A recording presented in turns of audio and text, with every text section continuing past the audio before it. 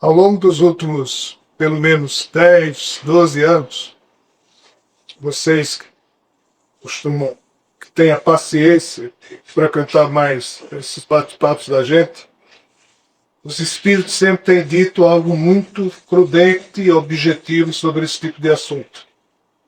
Que não é a Terra que entra nisso ou naquilo, somos nós, os seres viventes na Terra, com o nosso padrão de consciência, que em nos modificando para melhor, podemos sim acessar a novas dimensões existenciais. Mas a Terra por si só, ela não tem essa habilidade, ela não tem mérito evolutivo espiritual. Quem tem mérito evolutivo espiritual ou problemas acumulados somos nós, os ditos seres pensantes, responsáveis pelo processo planetário.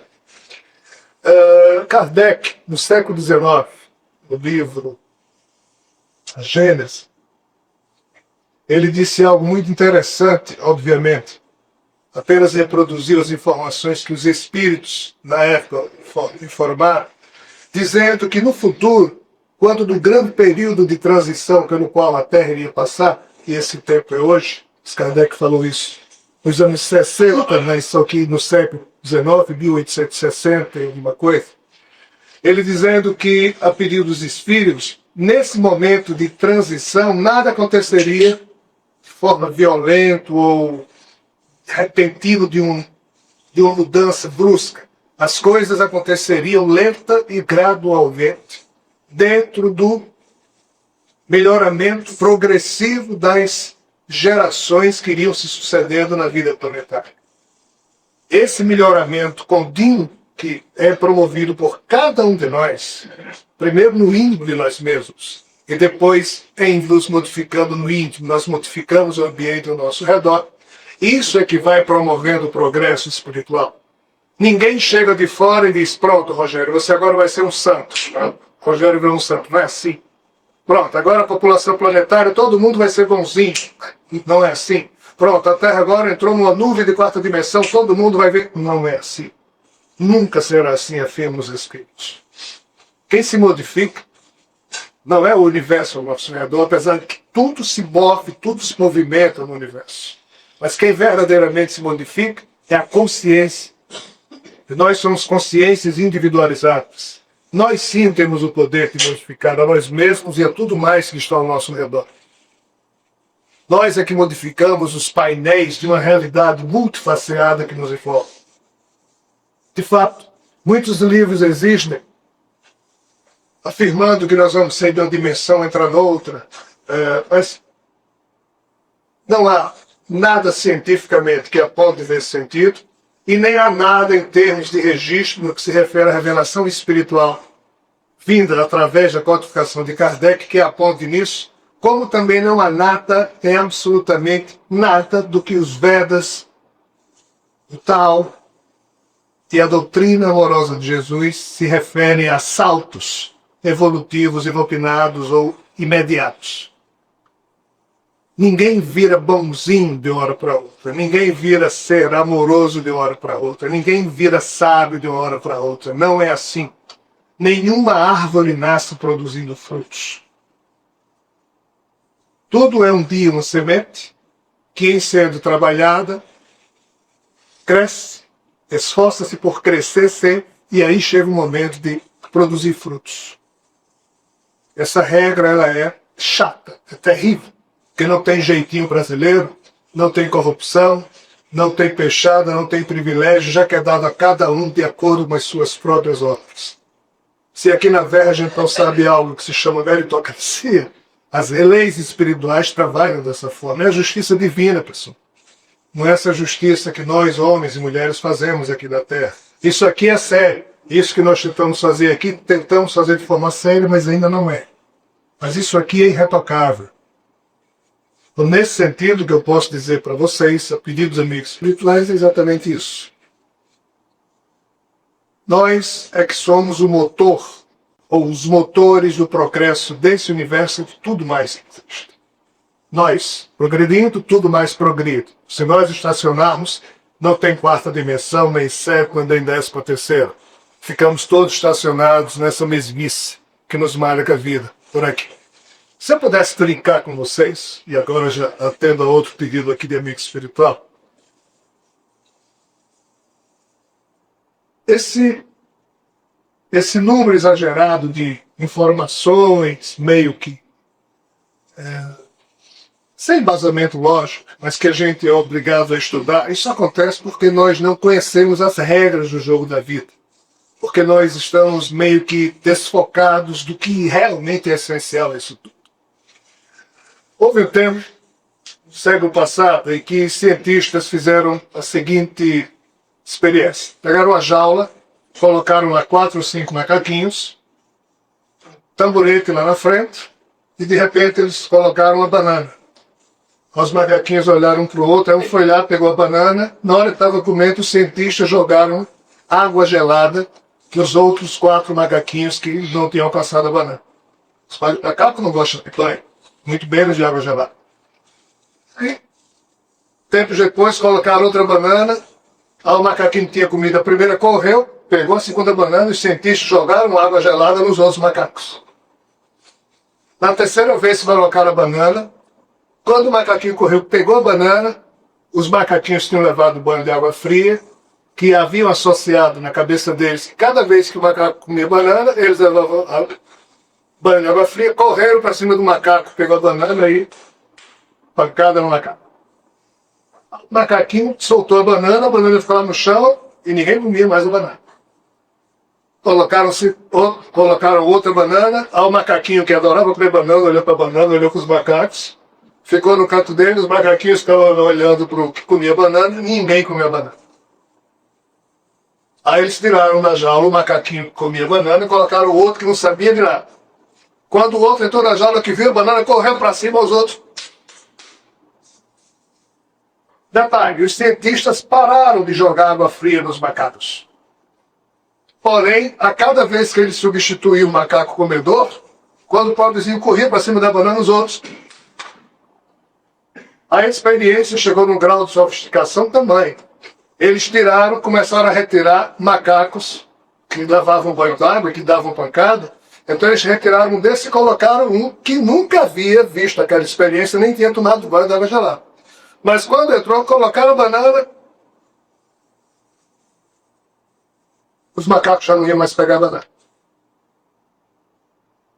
Quando esse que entrou pela primeira vez ficava com vontade, usava pancada nele, ele parava.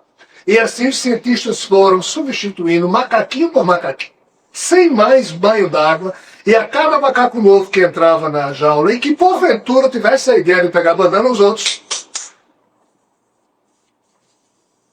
E é impressionante como depois de repetidas gerações de macaquinhos dentro dessa jaula, já sem banho de água fria, quando um deles, o novinho que chegava, tinha uma ideia assim de pegar banana, os outros caiu na pancada em cima dele.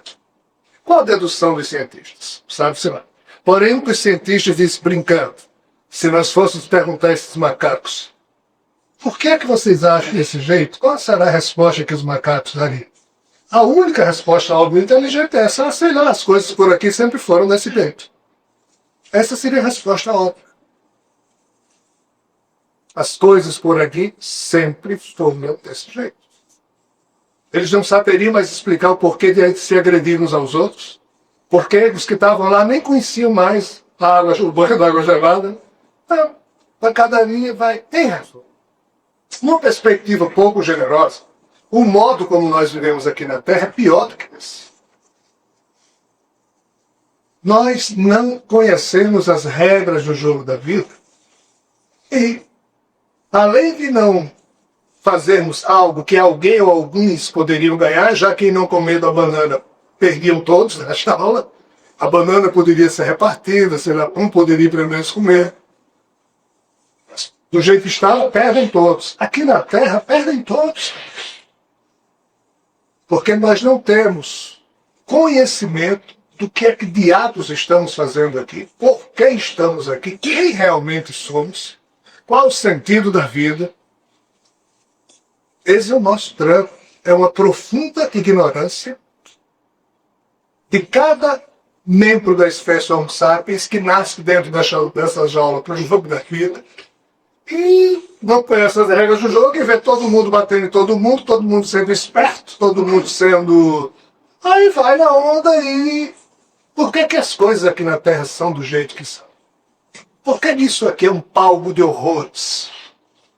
Por que que a cada segundo que nós estamos falando, uma criança está sendo sequestrada nesse mundo para ter os seus órgãos, rim, pulmão, coração, sendo extirpados para serem vendidos no mercado clandestino de órgãos? Por que que a coisa chegou nesse ponto? De quem é a responsabilidade?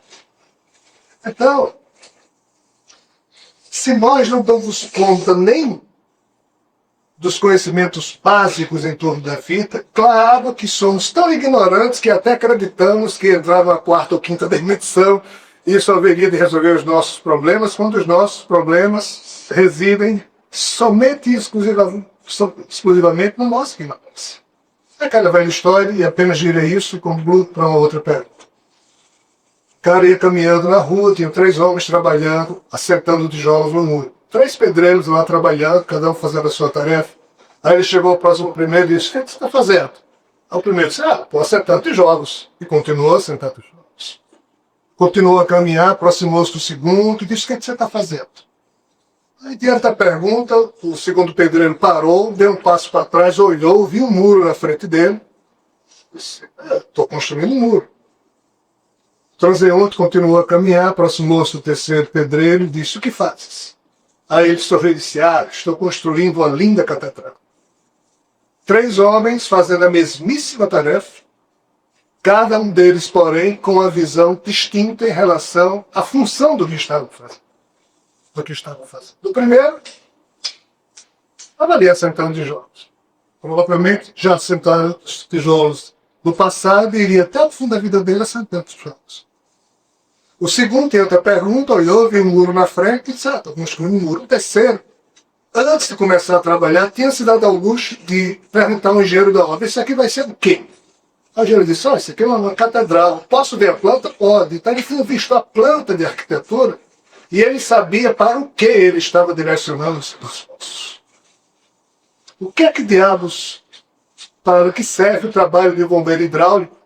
Quem não observando a planta de arquitetura da casa termina levando o ponto d'água para o meio da sala de visita. Ele fez o trabalho dele, suou, trabalhou, mas a função do que ele fez serve para quê? Para que serve um ponto d'água no meio da sala de visita? Devia ter levado para o banheiro, para a cozinha, seja lá onde for. Esse é o nosso drama. O que acontece com um jogador que entra numa quadra de basquete ou num jogo de futebol desconhecendo as regras do jogo? Vai correr, suar, mas atingir bom resultado? Não vai mesmo.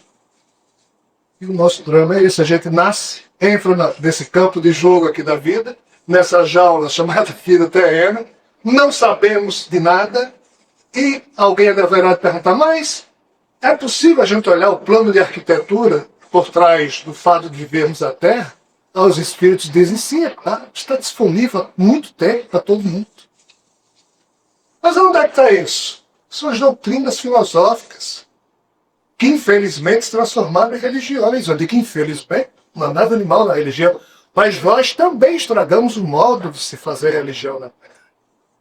Nós transformamos isso num fim, em vez de um instrumento para atingirmos um outro. Quando Jesus dizia: olha,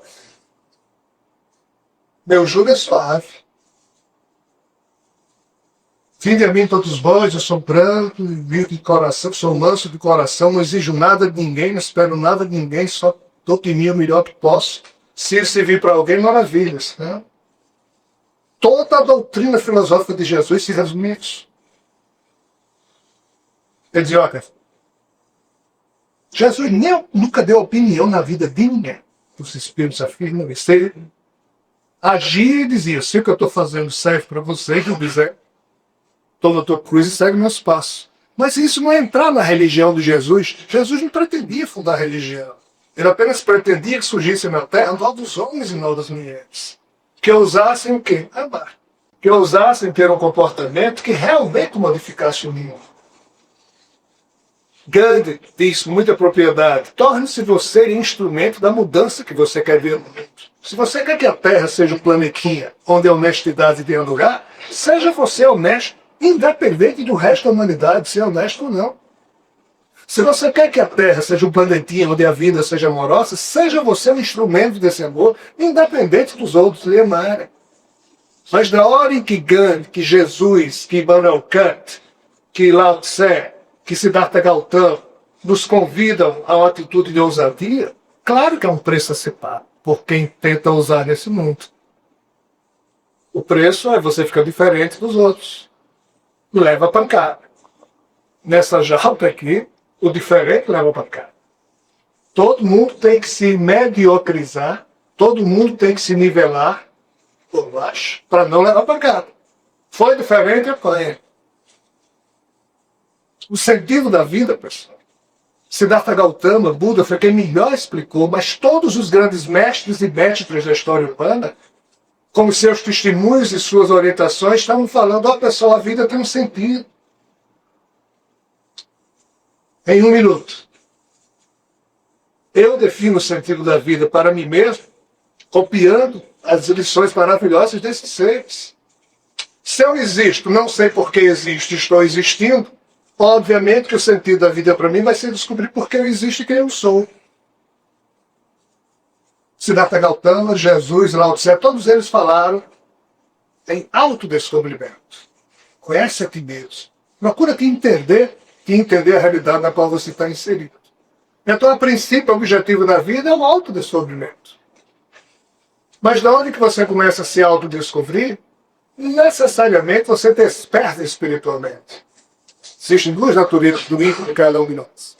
A natureza animal desse corpo e a natureza espiritual da nossa alma. Quando a gente tenta se autodescobrir, já que esse corpo é um corpo animal, ele por si só não existe, o que existe é essa coisa que movimenta esse corpo, e essa coisa que movimenta esse corpo é minha consciência pessoal. Na hora que eu calo o mundo do pensar e do sentir desse psiquismo animal, algo ele me desperta, isso se chama despertar espiritual. Aí haverá alguém dizer, então o objetivo da vida não é se autoconhecer, é o despertar espiritual, que seja. Mas despertar espiritual vem necessariamente pelo autoconhecimento.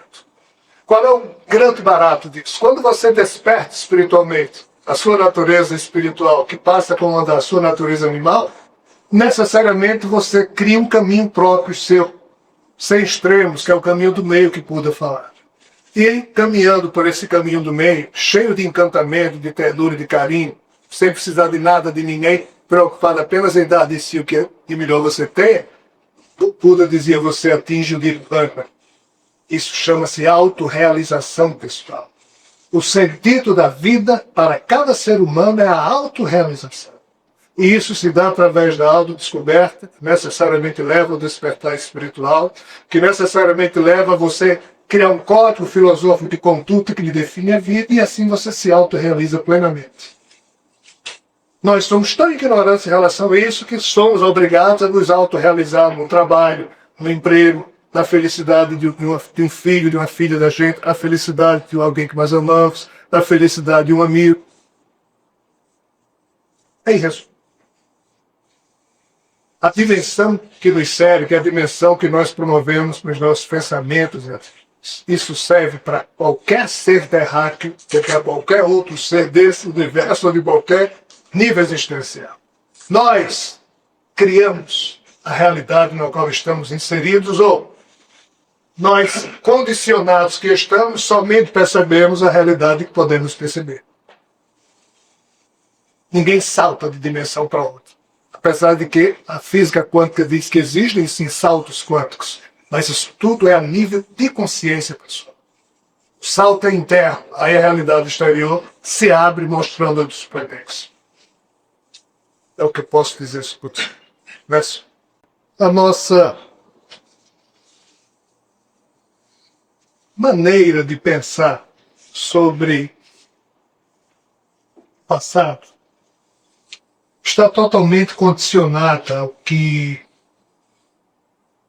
hoje em dia, esses tempos pós-modernos que vivemos, nos permitem pensar.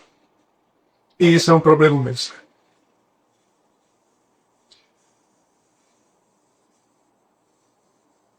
Nós somente conhecemos essa história a partir de fragmentos que o nosso cérebro conseguiu nessa vida acessar, lendo e tendo notícias das páginas da Bíblia. Então nós só vemos assim, Javé e Jesus, e pouco, inclusive desse aspecto, sabemos. A questão é tão ampla, ela é tão louca, em relação ao que seria considerado por nós como sendo normal, que se nós observarmos as mitologias sumérias, mitologia acadiana, urrita, hitita, assíria, hindu, ariana, egípcia, grega, romana. Em todas essas mitologias, Javé se faz presente. Porque cada mitologia de um povo apenas significa os traços culturais daquele povo, tentando narrar uma história mítica que ele recebeu dos seus ancestrais.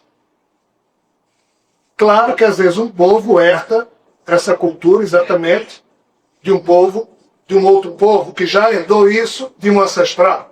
Então a história chega bem deturpada. Nós pensamos que os astecas, os maias e os incas são povos muito antigos e são. Mas esses três povos, na verdade, a cultura dos três é subproduto de uma cultura mãe que existiu antes deles, chamada cultura dos toltecas, ou como é conhecida no México, de olmecas. Então, maia, incas e astecas herdaram dos toltecas todo o conhecimento que eles tinham e não sabiam nem interpretar direito. Qual a mitologia dos toltecas? Ela existe, mas nós não lemos, nós não conhecemos. Mas em cada uma delas, amigos e amigas aqui presentes, esse estranhíssimo ser chamado Javé se faz presente. Muda só um nome. É impressionante. E o pior, ou o melhor, não em todas, mas em boa parte delas, outros seres também se fazem presentes como sendo co-criadores desse universo. Onde Jesus aparece, ou seja, o Cristo cósmico aparece também com outros dons, mas antes dele se fazer homem na Terra. Isso tudo está disponível para o nosso conhecimento. Mas quem dentre nós vai estudar isso a fundo? Eu fui esforçado por outros 5%. Mas estou dizendo para vocês que a quem interessar possa, por estranho que possa parecer, e eu falhei comigo e com amigos espirituais drasticamente nesse aspecto, porque eu nunca levei a sério isso, eu nunca consegui aceitar, eu nunca levei a sério nessa vida, até uns anos atrás, a possibilidade daquele ser chamado Javé ter sido de fato o criador desse universo. Porque eu nunca havia compreendido como é que alguém que se comporta pior do que eu mesmo poderia ter criado um universo. Mas se comportar pior do que eu é naquilo que, como ser humano menor, eu posso pensar a respeito do assunto. Então, devido a esse preconceito de minha parte, e obviamente eu estou totalmente errado, mas isso me cegou a tal ponto, porque homem moderno, como eu me julgo, do século XXI, eu olhava para esses livretos, Bíblia, livro de Tabela dos Mortos, livro dos mortos dos egípcios, Popol Vuh, esses livros sagrados aí, Mahabharata, Ramayana. Eu olhava, como todo bom homem do tempo pós-moderno, cheio de preconceito e orgulho intelectual fajuto, eu dizia, não, isso aqui é distorcido, isso aqui é alguém... Né? Há distorções lá, sim, ó. Há de tudo, mas há também uma verdade terrível que está lá posta e que nós, homens e mulheres dessa geração humana que vem se sucedendo ao longo dos últimos 7.000 anos, fizemos tudo no campo da ignorância e hoje nada sabemos a respeito disso. Em 747 a.C., por exemplo, o imperador assírio babilônico Naboassar cismou de ser o imperador número 1 da história e mandou queimar, literalmente, todas as notícias que existiam antes dele. Só isso. O rapaz querendo ser o número um, esse negócio de número um é complicado. Nem número um na vida da pessoa amada a gente deveria pretender ser. Basta ser alguém na vida dela, a gente quer ser o number one. Isso é complicado. Quanto mais você ir lidando com as questões políticas, quer ser o número um, aí que a coisa... Navon Assar acabou com todas as notícias que existiam antes dele, no tempo em que ele viveu. Tudo que ele podia destruir sobre o passado, o rapaz destruiu, porque queria que a história começasse a partir dele. Em 212 a.C., o imperador chinês Qin Shi Huangdi, também, na sua megalomania de ser imortal e ser o number one, mandou queimar as bibliotecas que existiam na China com notícias de mais de 20 séculos. Mandou queimar e destruir todas. A biblioteca de Nínive tinha absolutamente tudo sobre os sumérios acadianos. Destruída em guerras. Mas isso de as trevas envolvidas ou somente por loucura? Olha, a espiritualidade sempre fala que as trevas atuaram, mas as trevas somos nós. Apenas senhora se a gente está do outro lado e olha daqui. Ou seja, são os mesmos atores cometendo a mesma cretinice, apenas mudando traços faciais. É o mesmo espírito aí, tá? Queimando biblioteca. Alguns sim, eram especialistas nisso. Sei que está no céu. Quando os espanhóis chegaram para se encontrar com os maias incas, quando os nossos amigos da Europa descobriram esse continente, os maias haviam herdado milhares de códices dos toltecas. Códices, nós podemos entender como sendo a mesma coisa que exerce a função de livros. Aí chegaram aqui dois frades espanhóis, Diego de Landa e outro menos conhecido. Aos rapazes, em nome da Inquisição Espanhola, olharam para aquela cultura terrível, cultura fantástica, milhares de informações na frente deles codificadas, aí um olhou para o outro e disse: você está entendendo alguma coisa? Não estou entendendo nada, você também não. E se nós dois somos homens de Deus e não estamos entendendo nada, porque tudo que está escrito é coisa do demônio. Vamos acabar com tudo. E acabaram com tudo. Uma história de mais de 3.000 anos. Dois seres humanos. Tão bons ou tão complicados quanto qualquer um de nós. Dentro da cultura da época, destruíram toda a cultura maia. Escaparam apenas 2 fragmentos de códices, que até hoje, todo isso que se fala dos maias é com base nessas 2 besteiras. Imagina se tivesse. Enoque escreveu 360 livros, só tem fragmentos de 2 hoje. Então nós perdemos as notícias dessa verdade estranha de um ser que se apresentou como sendo Deus, porque não tinha outra opção.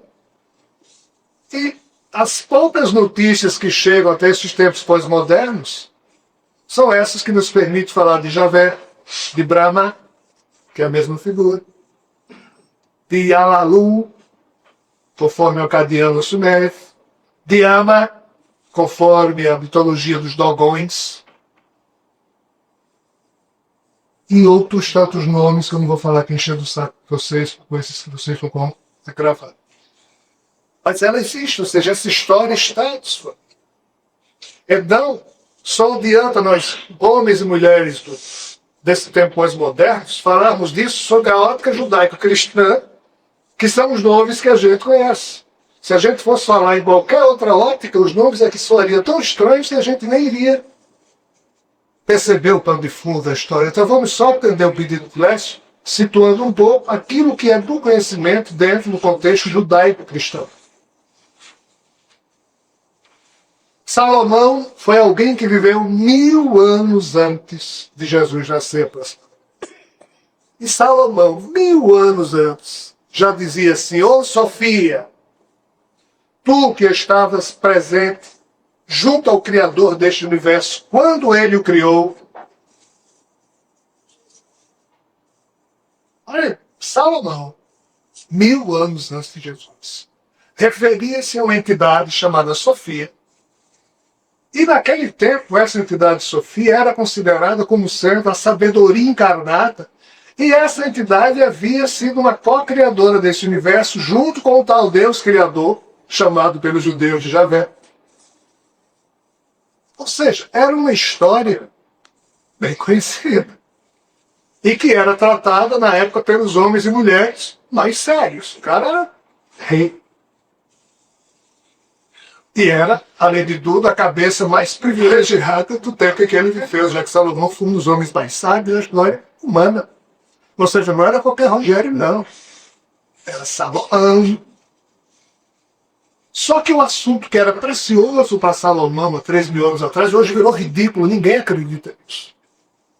Porque os tempos pós-modernos que nós vivemos nos condicionam a pensar que o importante é, como Oscar Wilde falar, hoje em dia nós sabemos o preço de tudo e o valor de nada. Né?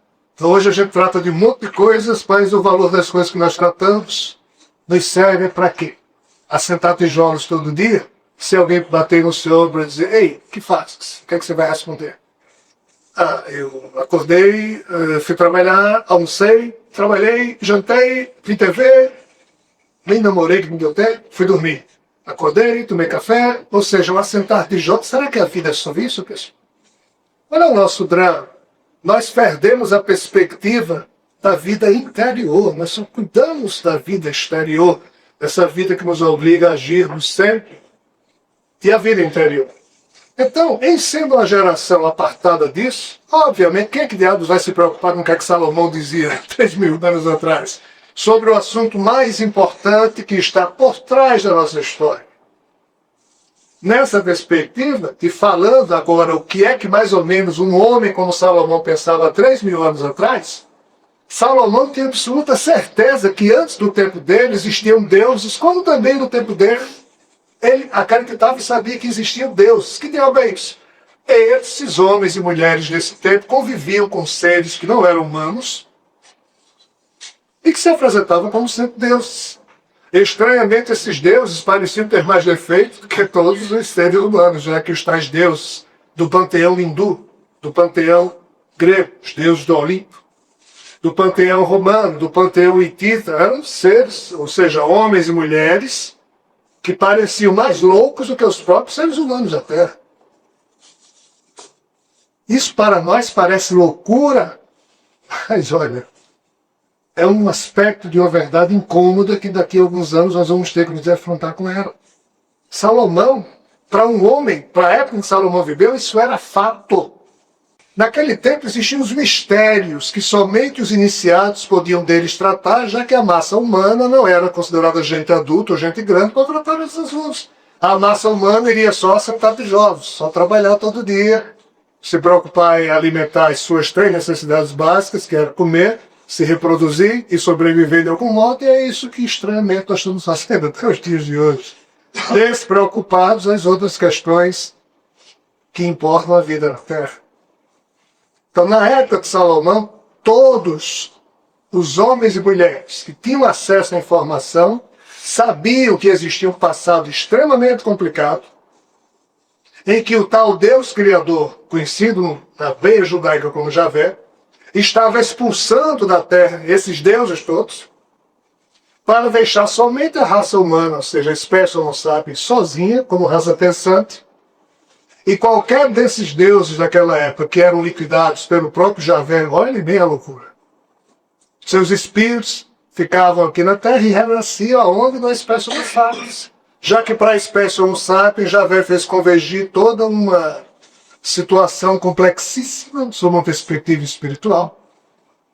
E é por isso que aqui todos nós nos nivelamos por baixo e precisamos despertar em nós próprios a parcela divina que reside no âmago das nossas almas. É o melhoramento constante.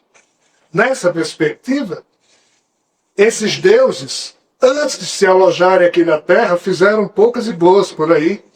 E essa entidade chamada Sofia, desde o início desse universo, foi quem veio na base do sacrifício, administrando como até hoje esse ser chamado Sofia. E aqui importa fazer um comentário. Infelizmente, no linguajar português, Sofia parece ser um nome feminino. Então a gente, na nossa polaridade, de só entender as coisas através de masculino e feminino, entendemos Sofia como sendo uma mulher, quando não tem importância nenhuma se é homem ou mulher. Sofia quer dizer sabedoria. Quando Pitágoras, Tales de Mileto. Pitágoras, principalmente, criou a palavra filosofia. No entendimento deles, isso queria dizer amor a Sofia. Ou seja, amor, devoção àquela divindade chamada Sofia, que era plenamente conhecida na época deles. Aí Sofia, em grego, transformou-se também em sentido de amizade. Então, filosofia passou a ser entendido como filósofo, ou seja, aquele que procura amorosamente a verdade. A verdade aqui é aquele que procura amorosamente a Sofia, que representava a verdade. E nós perdemos o elo com esse conhecimento. Mas era assim que Pitágoras pensava. O nosso impulso espiritual parece ser o de sempre procurar a Sofia, ou seja, procurar a verdade maior. Como nós não sabemos disso, é essencial que continue dizendo aos nossos olhos. E a verdade maior, para nós que vivemos aqui na Terra, pode muito bem ser representada na face de Jesus. Esse é um mistério profundo por trás do que nós transformamos em religião, mas a gente não precisa de religião para isso. Basta que despertemos em nós a nossa capacidade amorosa. O resto é detalhe. Os espíritos dizem com muita tranquilidade que vocês levam daí, quando chegam aqui, é somente uma coisa, patrimônio amoroso daquilo que vocês amealham no próprio coração. Ponto. Em resumo, Javé e Jesus e mais Sai Baba. Sai Baba está atualmente encarnado na Índia. É uma figura que é mesmo... Aí não dá para uma ameba ficar se referindo a figuras fantásticas como Jesus e um Sai Baba, e muito menos os comparando. Mas pelo que posso dizer a vocês, pelo que escutei dos amigos espirituais e pelo que, mas independente disso, pelo que por mim mesmo, na minha pequenez, eu pude e posso perceber em relação a Sai Baba, aí está uma outra encarnação divina. Aquilo que nós chamamos de milagres, se vocês quiserem eu explico já como é que essa turma faz milagres, que Jesus fazia, Sai Baba faz do mesmo modo. Porque eles são elos de uma mesma corrente amorosa, de uma mesma fonte. Essas três figuras, Javé, Jesus e Sai Baba, nós poderemos chamá-los de diversas formas em cada uma dessas mitologias que existem disponíveis para nós. Porque é a mesma história sendo contada com os traços culturais de cada povo que criou a sua própria mitologia. E a história desses três, nós só podemos observar a partir do que hoje na Terra nós conhecemos como sendo a lógica humana. Mas qual é o nosso drama, pessoal? Os dias que nos esperam no futuro, e é por isso que Jesus haverá de voltar, para presidir pessoalmente esse momento de transição, mas ele vai presidir ao modo dele, ele vai... O que esses seres dizem é que nós estamos isolados há tanto tempo que finalmente chegou o momento de sairmos desse isolamento. E a volta de Jesus significa muitas coisas, mas basicamente é o religar nosso à convivência cósmica. Só que ele não vai poder ficar aqui muito tempo, nem ele, nem ninguém, já, senão nós vamos parar de fazer as nossas obrigações diárias. E não é ninguém lá de fora que virá fazer pelo ser terráqueo aquilo que nós estamos atrasavíssimos, que é despertar em nós mesmos o senso de responsabilidade existencial e darmos de cada nós o melhor que pudermos dar, faça parte Luiz a isso, para contribuir para a evolução do mundo. Nem Deus, espero que esteja gravado, nem Deus, nem Jesus, nem ninguém virá fazer por nós o que nós precisamos fazer. Que é despertar em nós mesmos esse senso de responsabilidade por tudo que nos envolve, mas sem se meter a besta e querer resolver as coisas pelos outros. Nós não podemos violentar ninguém. Nós só podemos dar o nosso testemunho e ficar calados. Se o que a gente está fazendo serve para alguém, maravilha, se não. Não, mas eu amo fulano, eu vou ajudar. Ninguém ajuda ninguém. Cada um de nós pode ser útil uns aos outros, mas somente o próprio, a própria pessoa que ajuda a si mesmo. Nessa perspectiva, se Jesus ficar aqui 1 hora, ninguém faz nada. Durante 1 hora, vai ficar todo mundo olhando assim para ele. Se ele ficar 10 horas, durante 10 horas. Porque esse ser, ele é aquele essencial que nós estamos procurando. Ele é o perfume da nossa existência. Ele é o alimento da nossa alma. Ele é... Sabe aquela história de alma gêmea? de cada um de nós. É um troço meio complicado, mas é tão belo e fantástico que é assim mesmo. Só que não é só ele não, Sai Baba também. Qualquer ser que se unifica ao circuito cósmico do amor fraternal representa para nós aquilo que nós chamamos de Deus. E esses seres têm uma magnitude, desculpa, uma vibração pessoal tão, a gente tem palavras que na hora que a gente, sabe aquela paixão à primeira vista? Só que isso não é a primeira vista, é uma paixão eterna que a nossa alma tem por eles. Esse cérebro não sabe disso, mas na hora que ele se aproxima, a gente fica meio que abestalhado, como diz o doutor Silva Santos. Se ele ficar um dia, que nem no banheiro a gente vai. Não tem fome, não tem Nada, porque os nossos chakras vibram de tal forma na hora que recebe a vibração de um ser desse que a gente se alimenta. É um negócio muito sério, pessoal. Se ele ficar 5 dias, piorou. Mas lembrem-se, quem é que vai abrir os bancos no outro dia? Quem é que vai fazer as tarefas da Terra, botar os metrôs para rodar?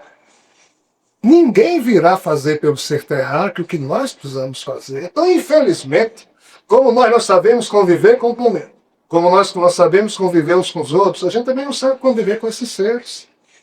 E eles sabem disso. Então eles vão ficar pouco tempo. Mas só para dizer, ô carapatas, e aí?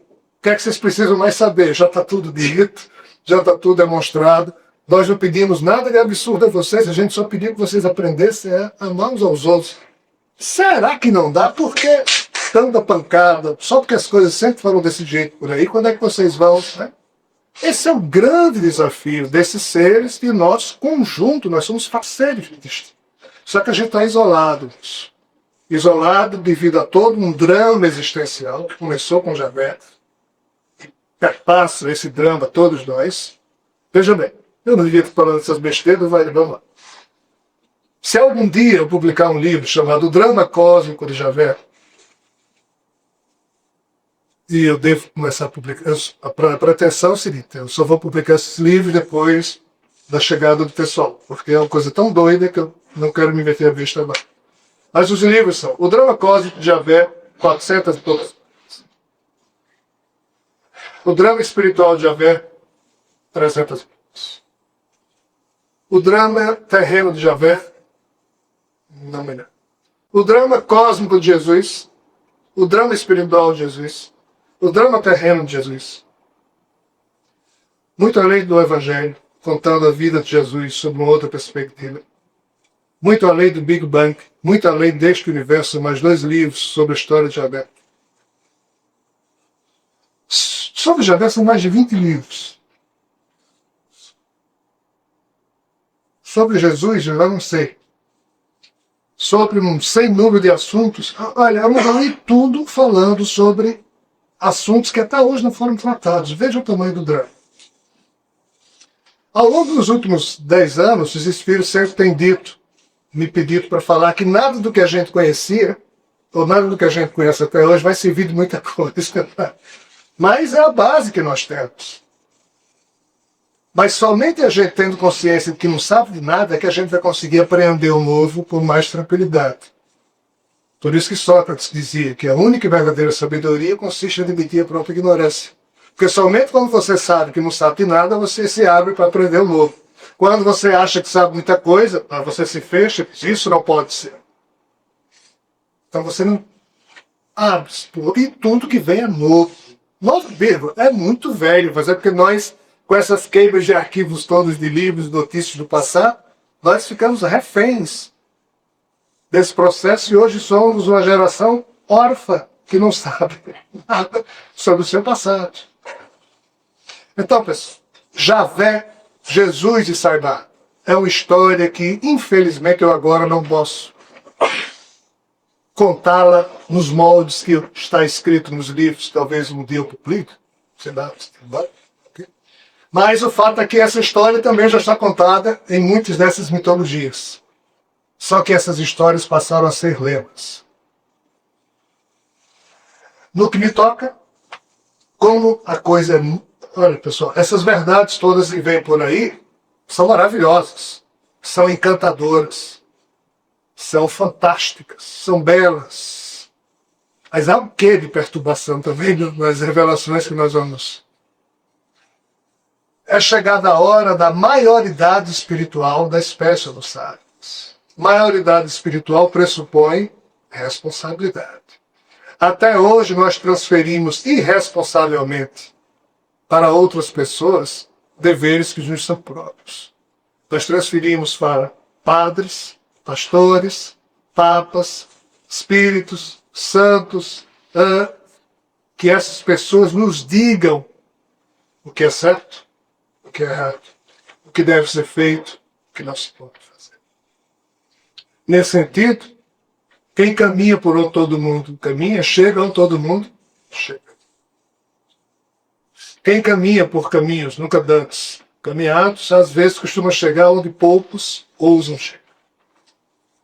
Manejar o próprio, pilotar o próprio destino é maestria espiritual que às vezes vence que somente os iluminados têm.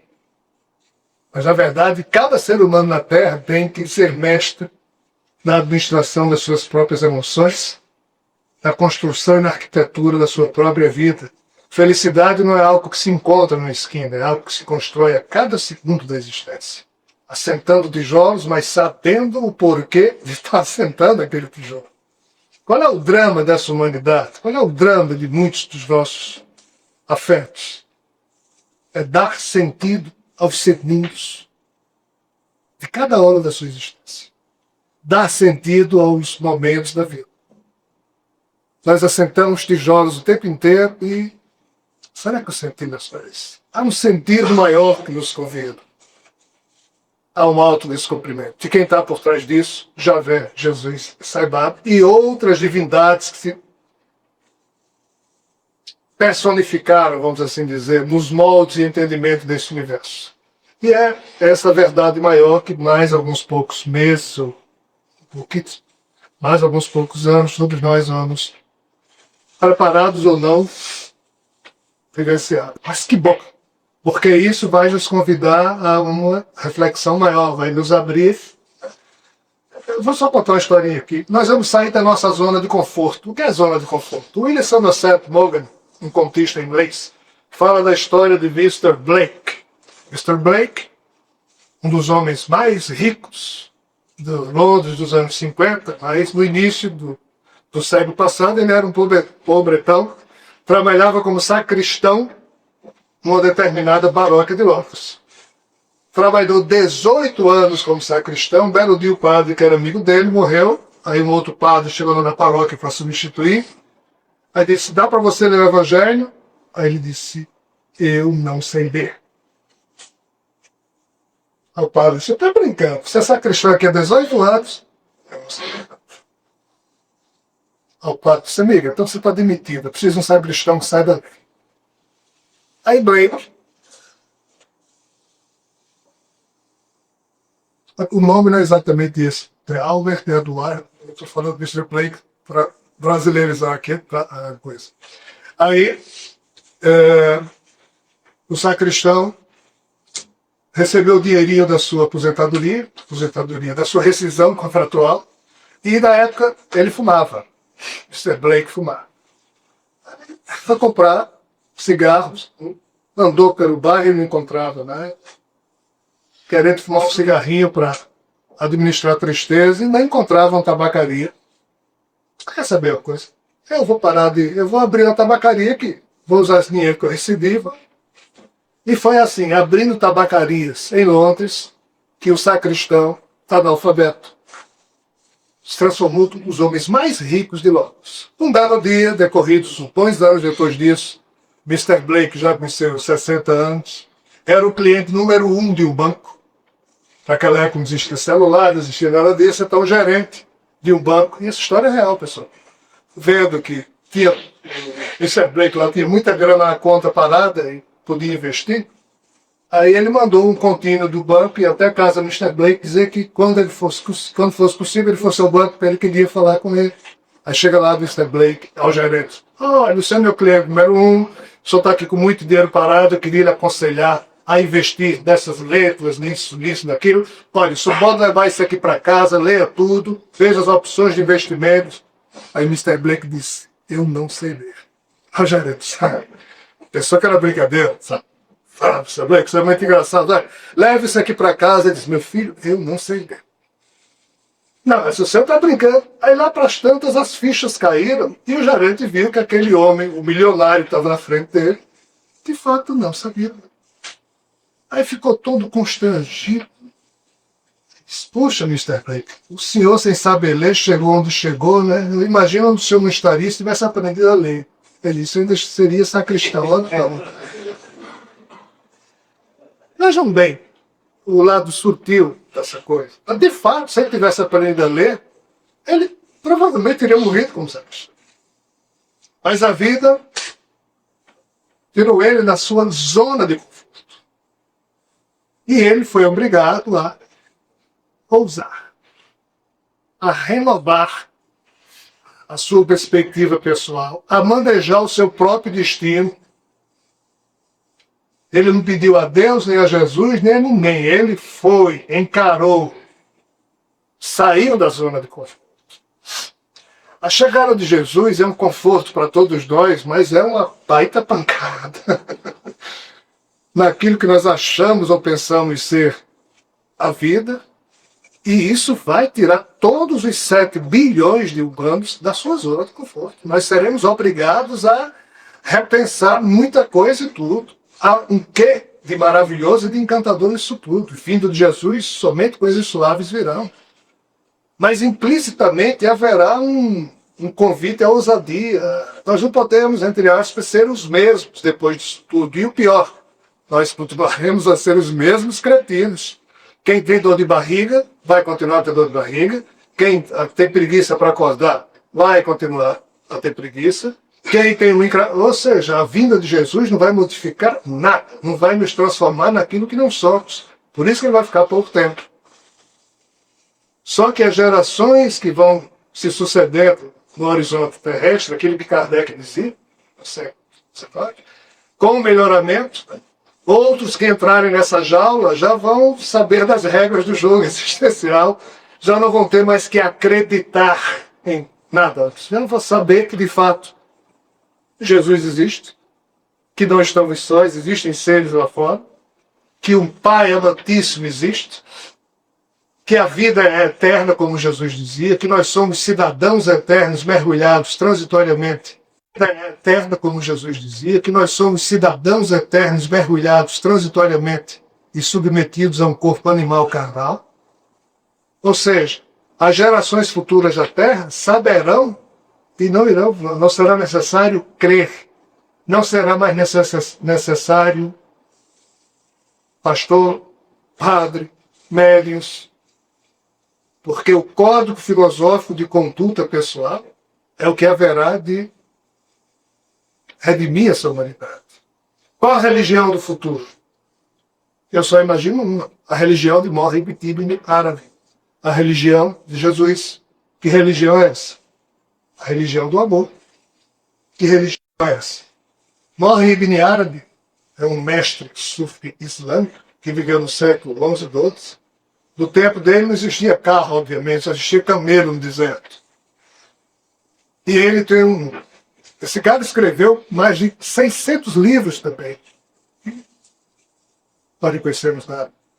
Uma pequena estrofe de um dos livros dele, ele dizia para os nós, homens e mulheres do senso moderno, na época em que ele viveu, ele dizia assim: meu coração se tornou capaz de todas as coisas, é pastagem para as gazelas, convento para os monges, templo para os ídolos, é a cava do peregrino, as tábuas da lei e o livro do Corão. Minha religião é a religião do amor. Seja qual for o caminho que os camelos tomem, esta é minha religião, minha filha. Ou seja, Mohammed ibn Arabi ia lá no camelinho dele, quando se encontrava com as gazelas, o coração deles se transformava. Quando se encontrava com os judeus, o coração deles se transformava no livro da Torá. Quando se encontrava com os hindus, o coração deles se transformava nas escrituras sagradas. Quando se encontrava com os cristãos, o coração deles se transformava na igreja. Quando se encontrava com o muçulmano, o coração deles se transformava numa Kaaba. Ou seja, ele dava de si o melhor que tinha para interagir amorosamente com qualquer ser humano, independente da religião. Por isso que a religião dele é a religião do amor. E nós hoje, os ditos homens e mulheres modernos, estamos tentando convencer os outros a saírem dessas religiões para vir para nós. Televisão, um monte de canal, um monte de dinheiro gasto para convencer as pessoas a mudar de religião. Aqui, pessoal. Todos os caminhos levam ao Pai. Agora, dependendo do modo como a gente caminha, aí sim, aqui reside o nosso mérito. Sejam os caminhos religiosos ou não. Javé, Jesus, Sai Baba, eles sempre trabalharam nisso, cada um a seu modo. Javé, na disciplina. Jesus e Sai Baba, cheios de carinho e de paciência. Javé, bom humor zero. Jesus e Sai Baba, todo bom humor do mundo. Mas aqui na Terra, tem gente para tudo, então por isso também tem vários tipos de mestres e condutores. Né? Eu tenho 3 ensinamentos que eu carrego comigo a todo momento para onde vou. Vou dizer para você que são as regras da minha vida. O primeiro deles é o ensinamento budista. O inferno somente existe dentro de nós mesmos, já que o sofrimento não está naquilo que nos acontece, mas sim no modo como nós direcionamos os nossos pensamentos diante daquilo que nos acontece. Observe bem. O inferno somente existe dentro de nós mesmos. Porque o sofrimento não está nas coisas que nos acontecem, mas sim no modo como nós direcionamos os nossos pensamentos diante das coisas que nos acontecem. Então a chave é o modo como nós direcionamos os nossos pensamentos. Isso aqui é o segredo da coisa, é a maestria, pessoal. Essa é a minha primeira regra de vida. Minha segunda regra de vida. A soberania espiritual passa necessariamente pelo controle das emoções. Isso é uma dádiva que Emmanuel, através de Chico, soltou um dos livros maravilhosos que Chico produziu. E minha terceira regra de vida. Não é regra de vida, é disciplina de vida. Na verdade, eu tenho mais de 10 métodos de vida que eu aplico diariamente, métodos de disciplina que eu aplico diariamente. Só um doido faria isso. Eu digo a vocês mais de 10 porque eu tenho vergonha de dizer quanto é, porque é muito mais de 10. As besteiras que eu inventei para me divertir nessa vida. A terceira é: se a soberania espiritual passa necessariamente pelo controle das emoções, o controle das emoções passa necessariamente pelo controle da respiração. Se o ser humano compreender essas 3 premissas, essas 3 disciplinas, ou essas 3 máximas, ou essas 3 regras, e ele aplicar,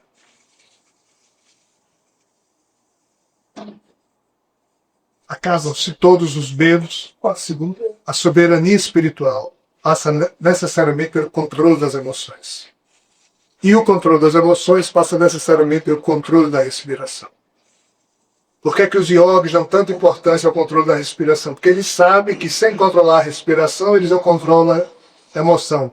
E sem que eles controlem as emoções, eles jamais serão soberanos, ou seja, sábios profundos, unificados, a corrente do Pai.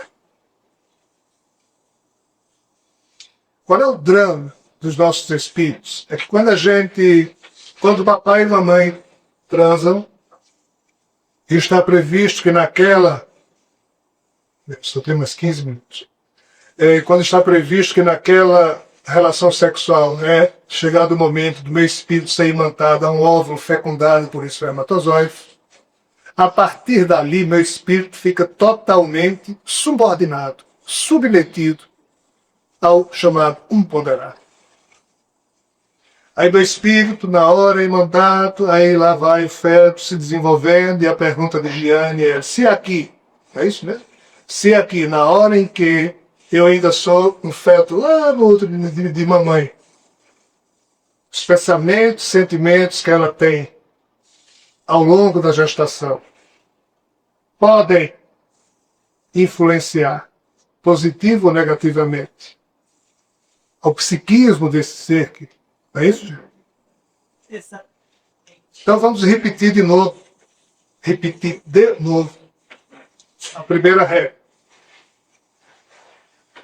O inferno somente existe dentro de nós mesmos, já que o sofrimento não está naquilo que nos acontece, mas sim no modo como nós direcionamos os nossos pensamentos em relação a aquilo que nos acontece. Agora vamos transformar isso de inferno em o céu, o paraíso, somente existe dentro de nós mesmos. Porque as coisas maravilhosas, belas, não estão necessariamente nos fatos que nos acontecem, mas sim no modo como nós direcionamos os nossos pensamentos perante as coisas que nos acontecem.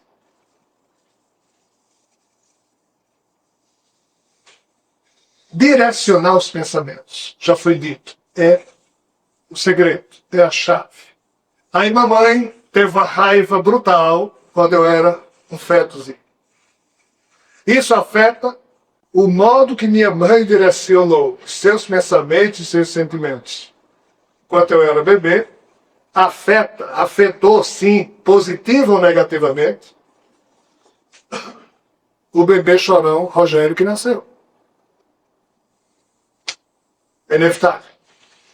Seja no aspecto energético, psíquico, seja no próprio DNA genético transmitido e na conformação química lá na base de cada DNA, de cada uma das trilhões de células que meu corpo tem, que fica lá. Já que as nossas emoções afetam todo o nosso DNA. A cada segundo da existência. Aí nasce Rogério, cujo espírito até teria condições de ser um cara tranquilo. Aí nasce Rogério, todo nervoso, se mamãe, porventura, tiver. Aí Rogério vai ter que superar toda essa confusão herdada. Aí precisa receber uma educação especial em casa para ser um cara tranquilo. Não recebe. Aí vai para a escola, onde poderia também ser orientado. Não recebe. Vai para a universidade, não recebe. Vai para a jaula dos macaquinhos, pancada, pancada, não recebe. Aí a coisa fica pior do que estava programado. Porque a yoga, ou qualquer outra disciplina, ou um simples ritmo respiratório diferente é fundamental para cada ser humano. Porque os bloqueios que ficam indelevelmente marcados no nosso psiquismo e na nossa condição genética, eles somente podem ser administrados ou modificados através de duas componentes. Ou da atitude filosófica sábia profunda que promove o salto quântico na própria consciência pessoal, e isso só se dá pelo despertar espiritual profundo, ou por algum método ou disciplina vinculada ao controle da respiração, pois que na hora em que você inspira mais profundamente e vincula sua atenção cerebral ao ato de respirar, você desaloja o poder dos sentimentos e pensamentos que povoam seu psiquismo, determinarem naquele momento em que sua atenção não está neles, mas no seu método respiratório. É nesse momento que os bloqueios emocionais são todos trabalhados pelo simples controlar de um processo que pode ser involuntário ou voluntário no seu psiquismo. Enquanto nós estamos aqui conversando, o pâncreas de cada um de nós, as glândulas suprarrenais estão produzindo lá o que tem que produzir. Isso chama-se processo involuntário, já que independe da nossa vontade. Mas outros processos do nosso corpo são voluntários. Porém, o único processo que ocorre e pode ser involuntário ou voluntário é o da respiração. Se a gente não prestar atenção a ela acontece. Mas como é que ela acontece? Assim, ó.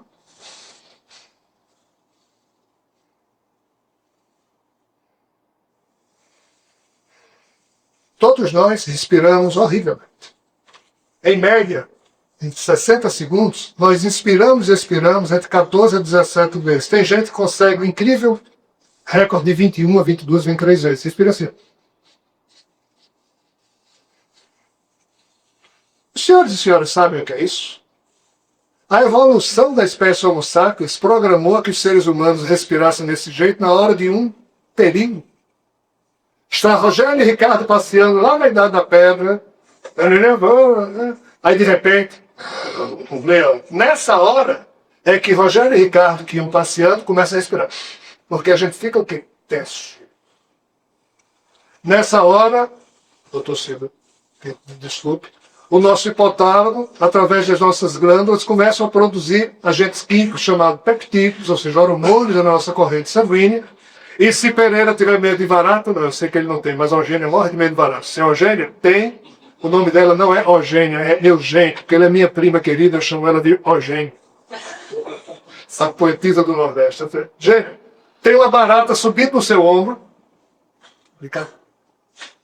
Nem existe a barata, mas na hora que eu falo, ela olha para mim, em menos de um segundo, tem um monstro no ombro dela, em menos de um segundo, o hipotálamo dela já ordenou que fosse produzir na corrente sanguínea, adrenalina, noradrenalina, serotonina, então ela já, em milésimos de segundo, já fica pronta para... Se ela não conseguir parar o processo aí, no outro milésimo de segundo, um outro hormônio é produzido no sangue, chamado cortisol, que já faz com que os pelos fiquem eriçados, a sudorese domine o corpo e o coração bombeie desse jeito, para que você fique respirando assim, porque você precisa o quê? Fugir do monstro. A evolução humana, a espécie Homo sapiens existe hoje porque os nossos antepassados aprenderam a respirar desse jeito na hora do perigo. Qual é a nossa neura? É que nós não temos perigo nenhum à vista, mas estamos respirando.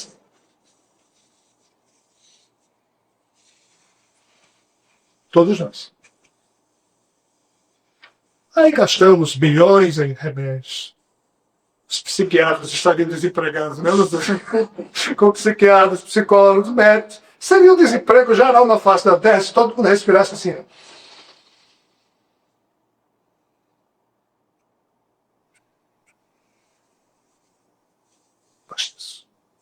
Ô, Rogério, engraçado, eu sem saber disso, quando eu consulto simultaneamente, quando eu passo a medicação, eu funciono como psiquiatra. Na hora que eu faço a terapia, que eu ensino exatamente isso, né? Que eu ensino a soltar os músculos, relaxar, inspirar profundamente, devagar, prestando atenção à energia que vai entrando, que é o oxigênio, né? Então eu ensino isso a respirar profundamente, de botando para fora o gás carbônico para tirar, limpar o pulmão, né? Respirar novamente. Quando faz assim pela segunda vez, eu ensino isso, o indivíduo sente uma onda de energia, de paz. Né? Sem saber disso, eu estou ensinando isso, porque a medicação ajuda, melhora na hora, mas não muda ninguém. Contrariamente àquilo que os laboratórios ensinam. Então eu faço isso, eu acho que está fazendo alguma coisa que presta.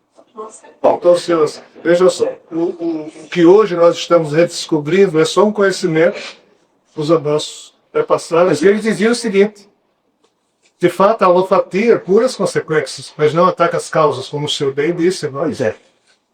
Somente alguém pode ser soberano sobre si mesmo se controlar as emoções. E não há como controlar as emoções se não as emoções da respiração. Qual é o segredo, pessoal? Vocês têm sábado mais 5 ou 10 minutos? É porque a gente sempre termina às 9h30. Aparece. Qual é a pergunta de Jesus? É possível se reordenar, se reprogramar psiquicamente, mesmo tendo recebido influência como café? Existem muitos métodos, alguns. Mas o mais simples e barato chama-se respiração. Você não tem que ir para canto nenhum. Você não tem que seguir você de ninguém. É você com você mesmo. Mas o problema é nós não sabemos parar. A solidão é o grande laboratório das nossas almas. Mas a gente morre de meditação. A gente não consegue. Nós nos desabilitamos, tanto na arte de expressar ternura, carinho, amor, como também na arte de estar sós. Quando está só, é o grande laboratório do progresso espiritual. Quem sabe estar só e ser pleno, quando está acompanhado, a felicidade é maior ainda. Por que que os grandes mestres da história da Índia, chamam isso de uma linhagem sacerdotal, somente na Índia encarnam os homens e mulheres fantásticos que eles praticam disciplinas tão doidas que sequer eles morrem. Morre não? Não, vira borboleta. Eles praticam algo chamado Mahasamadhi. E para Mahamsa Yogananda, na última palestra que ele fez em Los Angeles, ele foi avisado, cara, eu estou romanceando, a história não foi exatamente assim, mas nada que eu vou falar aqui é invenção, tudo aconteceu. Esses homens e mulheres sabem quando o corpo deles já não vão mais sustentar o espírito e sabem quando vão morrer. Aí o que é que eles fazem? Eles não dizem nada a ninguém, porque eles ficam, não morra não, fique. Que eles sabem, não, essa turma aqui, gente grande não tem isso, porque senão não consegue. Aí, nesse dia, Yogananda fez lá a palestra dele, mas no final ele abraçou mais demoradamente as abelhas. E, em vez daquele abraço rápido, nesse dia ele segurou um pouquinho mais. Todo mundo olhou-se nos olhos e foi fazer o que sempre fez toda noite. Sentou-se lá na posição dele, os discípulos com ele também, olhou mais uma vez externamente para todos, fechou os olhinhos e 6 horas, 8 horas, um discípulo olhava assim para o outro, vamos de volta, Yogananda. Ele costumava meditar 2, 3, 4, 6 horas. Aí um dia alguém foi lá, colocou o dedinho aqui perto do nariz para ver se nada, e percebeu que ele tinha ido embora. Por isso que ele demorou mais abraçando a gente. O corpo de Yogananda passou dias se apresentando em estado. Não é só de Yogananda. Na Índia isso é normal. Nós aqui ocidentais nem sabemos se isso existe, a gente pensa que isso é ficção. A verdade não se impõe mais nos sistemas pós-modernos. Milarepa, no Tibete, já fazia isso há muito tempo atrás.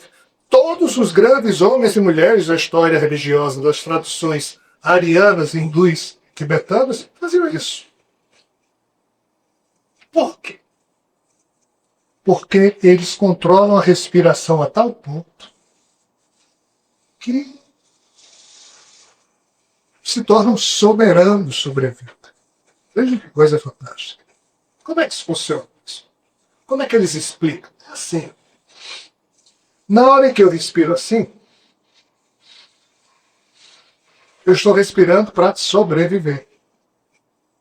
Como o Dr. Silvio bem falou, mal dá tempo do oxigênio chegar nas células fortificadas, tá? E o gás carbônico sair. Mas se eu fizer assim, ó, muito mais riqueza existencial, ou seja, energética entra no organismo. Se eu segurar um pouquinho a respiração, os chakras começam a vibrar e distribuem mais fortemente essa riqueza e dá mais tempo à sujeira vir na forma de gás carbônico. E se eu exalar mais longamente, mais sujeira do universo. Simples assim. Isso aqui é ciência, a própria ciência, mesmo os médicos não concordam com o negócio de yoga, diz, claro, desde que você não faça nenhuma violência com você mesmo, se você tiver uma respiração melhor, isso pode fazer bem. O que é que os yogis sabiam há muito tempo que nós, homens e mulheres pós-modernos, não sabíamos? A física quântica já provou que os yogis estavam certos. Há uma rede energética, há uma matriz energética que já é subjacente a essa realidade a qual nós pensamos que estamos inseridos.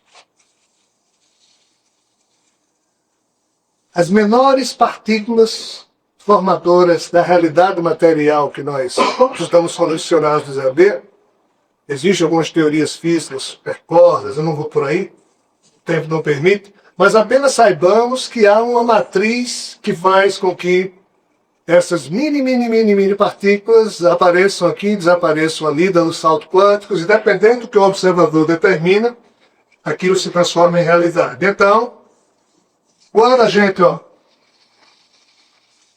está inspirando o oxigênio na atmosfera, o nitrogênio, os elementos químicos formadores da atmosfera, Essa matriz que está por trás das partículas formadoras da nossa realidade, os hindus arianos chamavam isso de prana, os chineses chamam isso de ki, os chineses de chi. Na hora que esse corpo inspira a atmosfera, o meu corpo espiritual, acreditem, nós temos um, é o que eles dizem, o prana também penetra no nariz espiritual, desculpa a brincadeira, tá? Mas é assim. E do jeito que na hora que eu inspiro com esse corpo, a riqueza do oxigênio é levada para todas as células desse corpo, na hora que eu também inspiro, o prana é levado para todos os componentes do meu corpo espiritual. Se nesse corpo eu tenho veias e artérias através dos quais o sangue circula, capturando o oxigênio, levando para as células e pegando o gás carbônico e soltando através do pulmão na inspiração, no corpo espiritual o processo também se dá. Então, quanto mais tempo eu inspirar aqui, além de um bem maior que eu estou fazendo nesse corpo, também estou acumulando muito prana no meu corpo espiritual. Se eu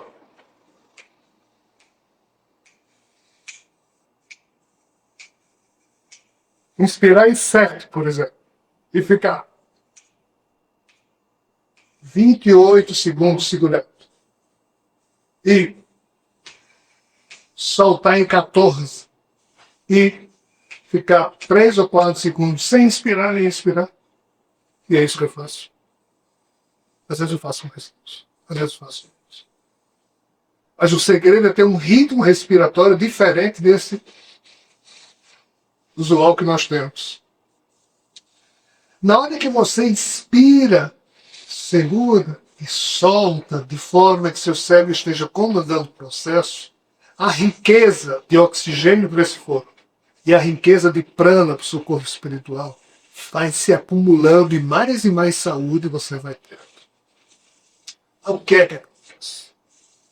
Quando a quantidade de prana no circuito vibratório do seu corpo espiritual chega num ponto X, quando a sua condição amorosa está devidamente posta no templo da sua alma, quando você tem um coração minimamente limpo, apesar de falhar todo dia, já que na Terra invariavelmente nós falhamos, cada espírito traz consigo partículas da divindade que repousam de modo subjacente lá no âmago das nossas consciências. Parte desse patrimônio sagrado que reside em cada ser é chamada de energia da Kundalini. Essa energia Kundalini é uma espécie de energia nuclear. Criança não pode brincar com energia nuclear. Então essa energia Kundalini está lá, dormindo, enroscada na base de um dos chakras que marcam a nossa existência. E eu falo já o que é chakra, já para as pessoas estudarem isso ainda. E na hora em que uma massa crítica vibratória, cujos temperos são amor amealhado no coração, muito prana amealhado no circuito vibratório, um mínimo de sabedoria, mas essencialmente desapego e simplicidade, esses 5 componentes se fazem presente no psiquismo de alguém, quando uma certa vibração é intimamente construída, a Kundalini desperta. E ela vai subindo por uma espécie de uma coluna vertebral espiritual, e ela se plasma aqui na frente, através de um Kutasha, o terceiro olho, como os hindus chamam. Na hora que ela se plasma aqui, cabe àquele que despertou seu potencial sagrado dar da sua riqueza do modo que ele quiser e a quem ele quiser. Por isso que criança não pode brincar com isso. Por isso que só um Jesus, um Sai Baba consegue fazer isso, e é daqui que eles realizam os milagres diante dos nossos olhos, que nada mais são do que presentes, dádivas que as divindades associadas e unificadas ao Pai têm a condição de dar, porque eles são co-criadores constantes da realidade que nós vivemos. Antonine Meyer é uma escritora canadense que, certa feita, um dos repórteres, ela escreve livros, se só interessa a determinados segmentos do Canadá. Aí o repórter disse, mas por que a senhora escreve? Meu filho, eu escrevo porque se é verdade que Deus trabalhou 6 dias para criar o universo e descansou no 7º, eu desconfio que ele não teve tempo de terminar a obra dele. Então, eu me considero um artesão do 8º dia da criação. E esse é o sentido da minha vida. Eu escrevo para contribuir com Deus nesse 8º dia da criação, porque seguramente ele não acabou a obra dele. Aí o repórter disse, mas como não acabou? Ele disse, você não viu as composições de Chopin? Se Chopin não tivesse feito o universo, não seria tão lindo quanto é depois que ele fez as de Beethoven, o sorriso da criança, um canto do pássaro. Qualquer um de nós é um artesão desse 8º dia da criação. Você não sabe disso, meu caro repórter? A obra foi feita, mas nós somos co-criadores. Quando despertamos em nós esse potencial sagrado, que jaz lá subjacente, no âmago da nossa consciência, pela atitude amorosa, uma técnica de respiração qualquer, mas acima de tudo associada ao desapego e à simplicidade da vida, sem personalismos, você lhe gera, cara, por mais que você tenha. E você me desperta essa condição. É assim que esses seres fazem. É assim que qualquer homem ou mulher da Índia, consagrado aos estudos da yoga, imprensa, eles não querem ir para. Como é que um ser desse vai conviver com essa imprensa doida? Então, pessoal, é possível sim nós, cada ser humano, com um mínimo de exercício respiratório, seja ele qual for, o segredo está em cada ser humano criar o seu próprio ritmo respiratório diferente do usual. Quando você estiver dirigindo, tomando banho, sentado no vaso, trabalhando, pouco importa, você não precisa parar, fazer uma pulsão de lótus, fechar os olhos, não. De olhos abertos. É você se tocar, de controlar o seu processo respiratório e naquele momento você inspirar mais profundamente. Uma vez, 2, quantas você puder, até que alguém diga, ei, fulano, aí você se esquece disso e vai para o dia a dia e passa de novo a inspirar. Opa, mas eu vou parar de novo. Ou seja, é você se tornar um aluno nessa disciplina de ser soberano sobre as coisas do mundo e sobre você mesmo. Quando Jesus diz, eu venci o mundo, que ele mergulhou na carne, como qualquer animal, mas viveu de uma forma muito sublime. Olha só Jesus.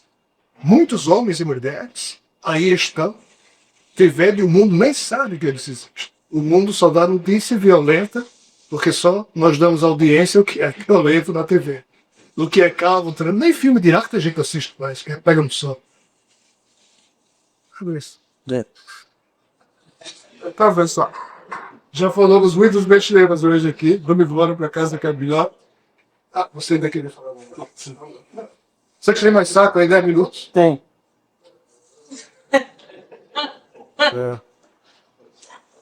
Essa técnica, Para quem quiser ir embora, viu? Fica à vontade aí. essa técnica, o dono da respiração, puxando o microfone, onde fica a atenção nesse processo? Que não é só essas 3 fases, né? Inspirar, reter e exalar.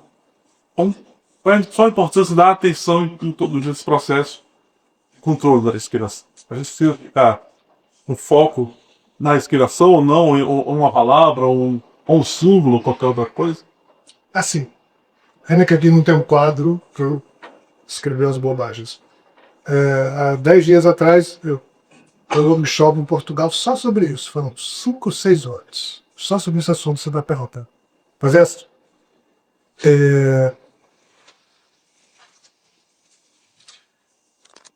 Sabe aquela criança arabada que fica brincando, cheia de energia? Aí o pai e a mãe. Vai dormir, menino. E a criança. Vai dormir, menino. E a criança. Menino, vai dormir, a criança. Aí chega a hora que o pai e a mãe desistem e começa a conversar com nós, mas então, calma só. Assim é a nossa mente. Quanto mais nós, cada ser humano, quiser prestar atenção a ela, mais ela prega peça na gente, pensando e sentindo quando a gente não quer que ela pense em si. Mas na hora que a gente começa a tratar a nossa mente como sendo uma criança levada, tem uma hora que, do jeito que quando a criança vê que ninguém mais está prestando atenção nela, a ela imediatamente adormece. A nossa mente, na hora da meditação, quando a gente não presta atenção a ela, tem hora que ela...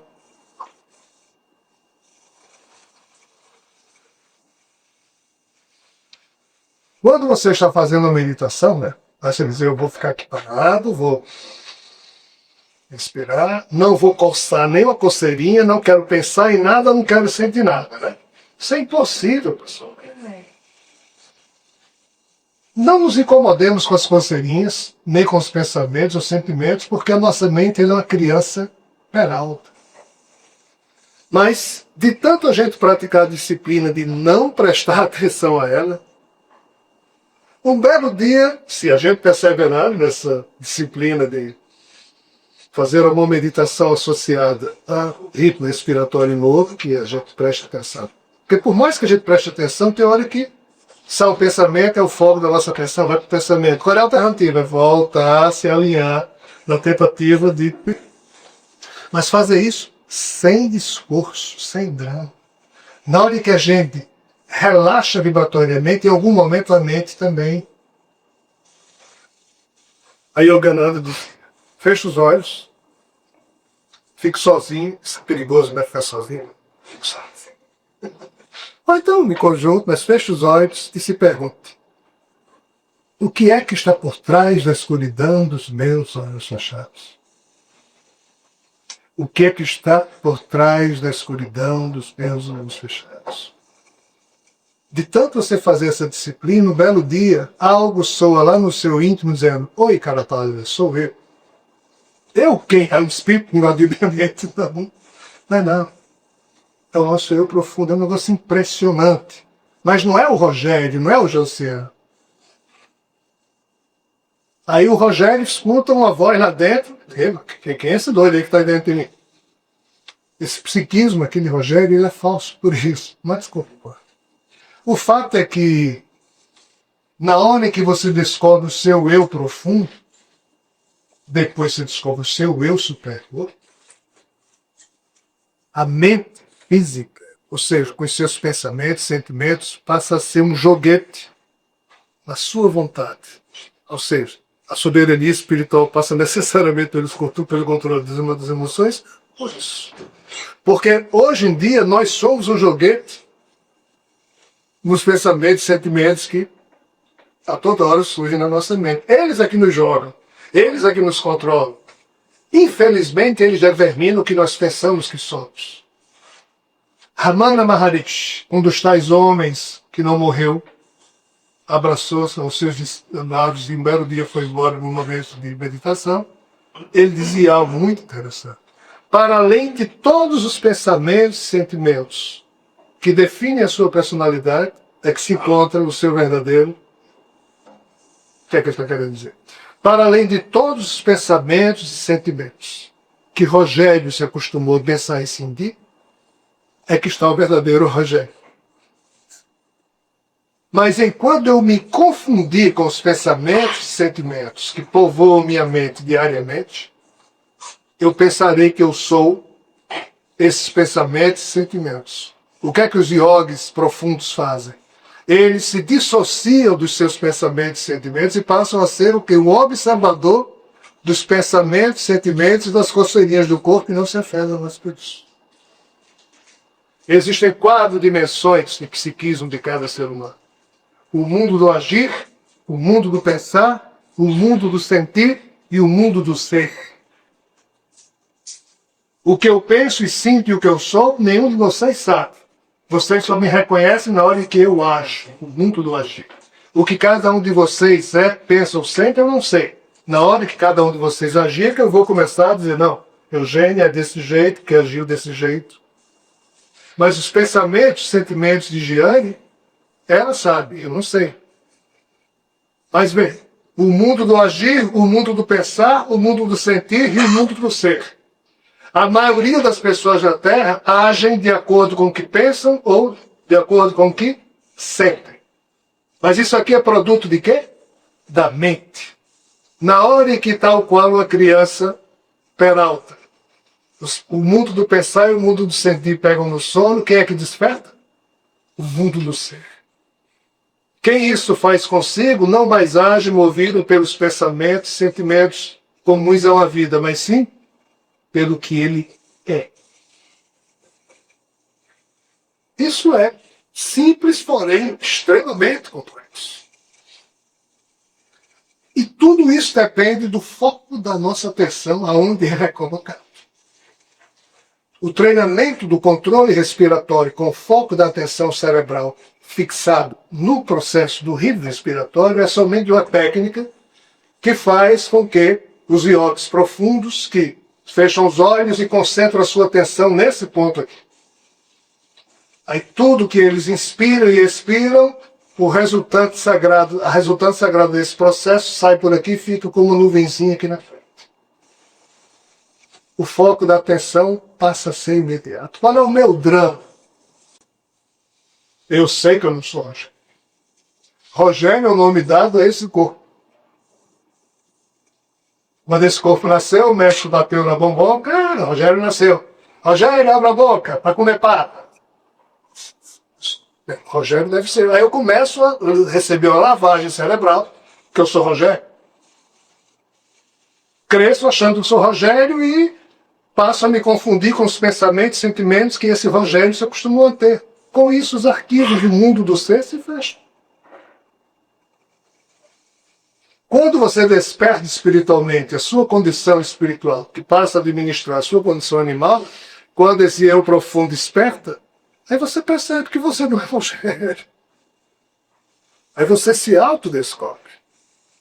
Aí qual é o drama? Nenhum. Porque você põe o foco da sua consciência aonde você quiser.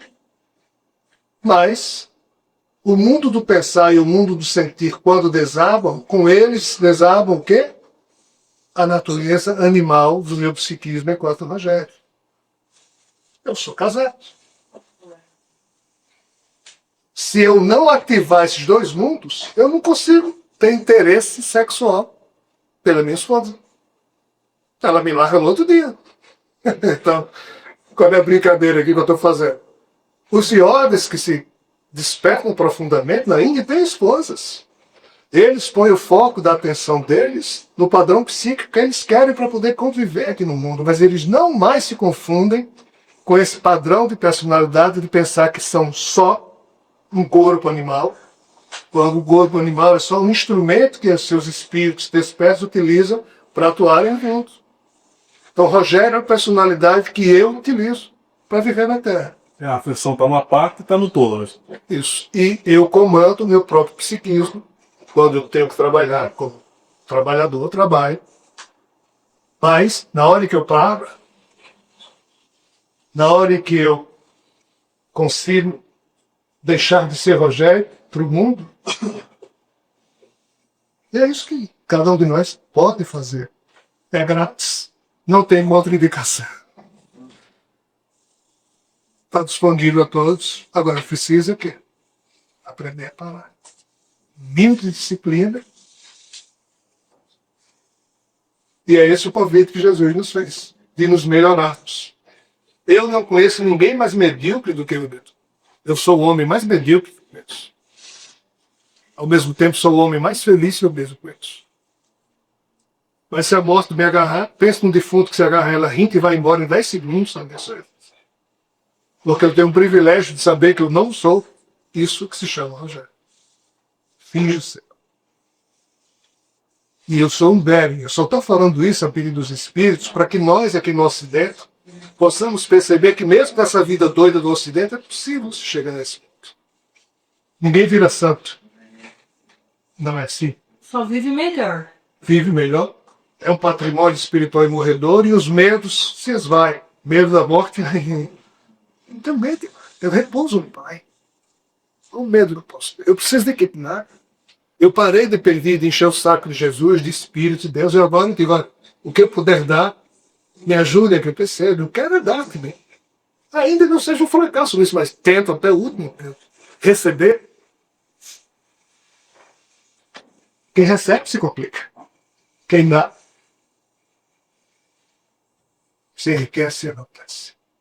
Essa é a regra do banco divino. É o que eles dizem. Mas aqui na Terra é impossível a gente não viver diariamente errando o Estado. Mas olha que a gente não tem apelo, tudo se resolve. Então o foco da atenção da gente é que determina o que nós somos. Hermes Trismegisto dizia, onde você põe o foco da sua energia, para aí você se converte em tudo. Em outras palavras, onde você põe o foco da sua atenção, para ali você converte toda a sua energia. Para terminar, ligou o canal 4, filme de drama. Aí você se liga no canal 4, colocou ali o foco da sua atenção. 5 minutos depois, você já está chorando, achando a vida. Mudou o canal 7, comédia. 5 minutos depois, você já está rindo, a vida é uma maravilha, seu esposo é um cara maravilhoso, sua esposa é uma maravilha, o chefe é fantástico. Canal 9, filme de terror. Colocou o foco da sua atenção. Você já acha que tem alguém atrás da cortina, você escutou o passo.